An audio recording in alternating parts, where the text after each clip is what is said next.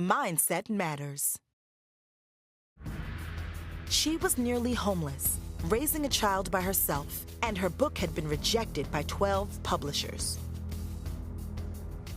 She grew up speaking English as a second language, and when she got to college, she struggled to write well.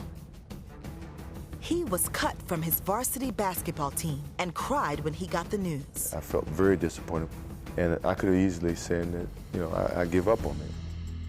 From the basketball court to the classroom, everyone has times when they feel like they failed, when all they want to do is give up. I hated school. I didn't have confidence before at all. You have low self-esteem, I guess. Made me feel nervous and embarrassed.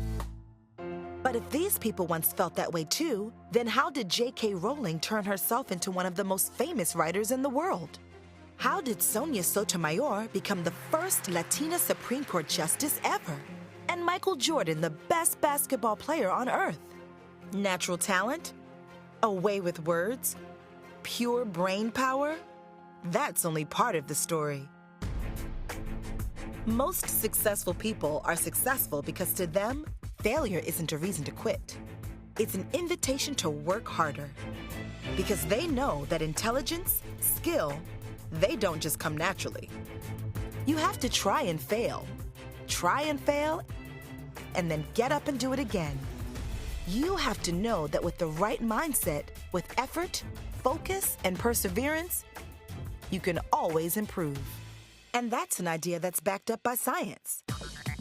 Inside your brain are hundreds of billions of cells called neurons that communicate with one another.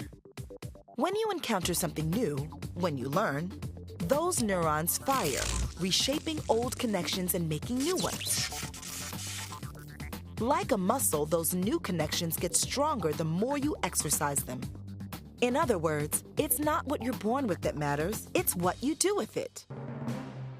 So when a publisher told J.K. Rowling to get a real job, instead she stuck with it. She kept writing and got better with each sentence. When Michael Jordan didn't make varsity, he took it as a challenge.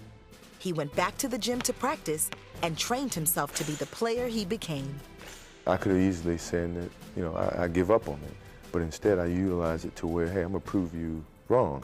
I think that lesson was more in life, not just in basketball, that if you stumble, get up. When Sonia Sotomayor got a bad grade on her first paper in college, she developed a strategy.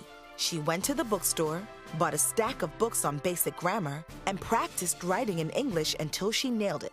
Anyone who ever feels like they're not sure about what they can do, they can look at my life and I hope say to yourselves, it's just like me. And if she could make it, so can I.